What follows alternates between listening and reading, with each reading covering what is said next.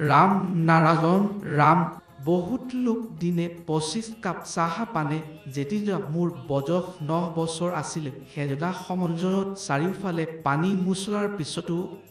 এক ব্যক্তি মাইলৰ পৰা সাঁতুৰি চাহ পিবলৈ যাইছিল ইজত যি কৰাহে সেইদিনা সকলো চাহ পিনেদৰে হাতীক এক বকৰীৰ ঘৰলৈ নিমন্ত্ৰণ কৰি বকৰী যি খাইছে তাত 8-4 পত্ৰৰ পৰা বেছি দি যোৱা হৈছে কিন্তু এটিজনও তাৰ খোৱা পৰ্যাপ্ত হ'বনে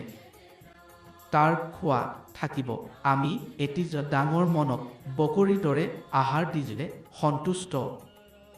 কৰিব বিচাৰোঁ পৃথিৱীৰ আহাৰ হেদাৰ বাবে বকৰীৰ আহাৰৰ দৰে এই পৃথিৱীত ইমান হাজাৰ হাজাৰ